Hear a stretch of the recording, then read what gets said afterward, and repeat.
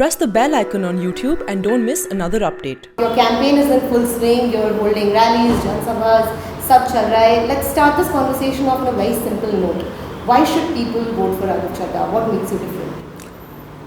I think the upcoming election, particularly in South Delhi, is an election between the Bharatiya Janata Party and the people of South Delhi. Raghav Chadha is insignificant in this whole equation. I think the people of South Delhi have been cheated by their Member of Parliament over the last 5 years. The person who was elected as the Member of Parliament has not looked after his people. It was Mr. Kejriwal's government that provided water to every household in South Delhi, which for the last 70 years BJP Congress could not do. We have now started ensuring that sewage systems are in place in South Delhi, which is a big issue. Roads are there, proper roads, even roads in unauthorized colonies, resettlement colonies, clusters, so on and so forth. So the idea has been to provide basic amenities. It is not an election of BJP versus Raghav Chadha. This is an election which will be fought between BJP and the people of South Delhi, and I personally feel that the people of South Delhi will shower their blessings on me and give me an opportunity to serve them. Since you mentioned language, there was an MLA from your very own party, Alka Lamba, who said that Kejriwal himself does not have control over his language. He ends up using foul terms like tuchhe MLA hai, gada hai, etc., etc. Do you agree? When I talk about, I don't wish to comment on Ms. Lamba's obnoxious statements. I don't think that merits a response from me.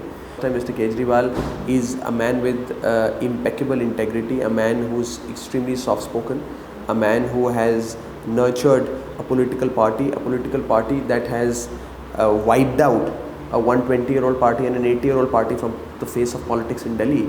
Mr. Kejriwal is the hope of India, and I think I'm fortunate enough to be a candidate that has been chosen by Mr. Kejriwal to serve the people of South Delhi. Aam Aadmi Party, when it came to power, came as a hope, as a party with a difference.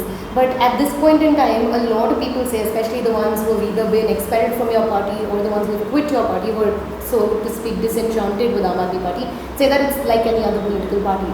It's not different anymore. Well, actually, it's only those people whose ambitions don't get fulfilled within the party are the ones who leave the party. Now, there are various ambitions that politicians have. Somebody wants to become a minister, somebody wants to become a member of parliament, somebody wants to become a director in a government company, somebody wants to become a spokesperson, somebody wants to become the chairperson of a particular committee in the party. So there are various aspirations that people have. There is no harm in having aspirations. But once those aspirations do not get fulfilled, a lot of people opted out. They left the party. And once they leave the party, they make all sorts of ridiculous statements. I think these statements don't merit a response. Aam Aadmi Party has more than 1 crore registered members in the country. If a handful of people or half a dozen people have left the party, that doesn't make a lot of difference. I think a lot of new people, a lot of young people, dedicated, educated, talented people have joined the Aam Aadmi Party. And I have been working very closely with the Aam Aadmi Party and with Mr. Kejriwal right since day one, and I can say that this is not a political party. This is still a revolution, a movement, and we have some goals which we want to achieve. We are not a traditional political party. We are still a movement. I see that for foreseeable future will remain a movement.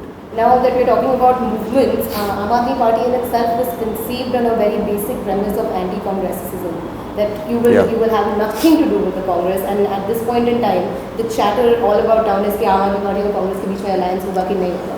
I mean, what is your take on that? You came as an activist who said that नहीं, Congress is corrupt. उन्होंने सब गलत किया है now. देखिए, हमारा ये मानना है, we firmly believe that Mr. Modi and Mr. Amit Shah are dangerous for India's democracy, for India's constitution, are dangerous.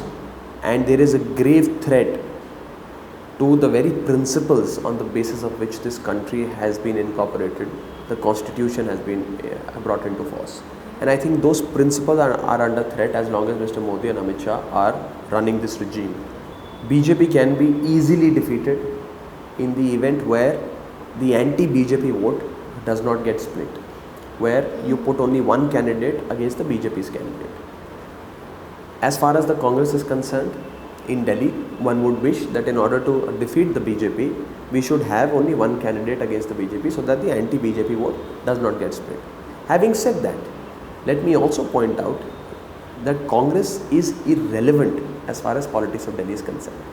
Congress has 0 seats in the Lok Sabha from Delhi. Congress has 0 seats in the Vidhan Sabha from Delhi. And in the last 4 elections that have happened in Delhi, the 2013 Vidhan Sabha election, 2014 Lok Sabha election, 2015 Vidhan Sabha election and 2017 MCD election. In all these 4 elections, Congress was a distant third and 90% of the Congress's candidates lost their deposits. That's the state of the Congress party in Delhi. It's an irrelevant force. It's a spent force. I don't particularly see Congress as a challenger. I don't actually, after spending 1 full year in campaign and campaigning actively and meeting people from every nook and corner of my constituency, I can say that people are clever enough to know and intelligent enough to gauge that voting for Congress is wasting your vote. It tantamounts to wasting your vote, and therefore people will not vote for Congress because they don't want to waste their vote. And therefore, in conclusion, let me say this, that just how in UP it's the SP BSP combined that is defeating the BJP, not the Congress. In Bengal, it's Mamata Banerjee's party that is defeating the BJP, not the Congress. In Odisha, it's Biju Janata Dal that is defeating the BJP, not the Congress.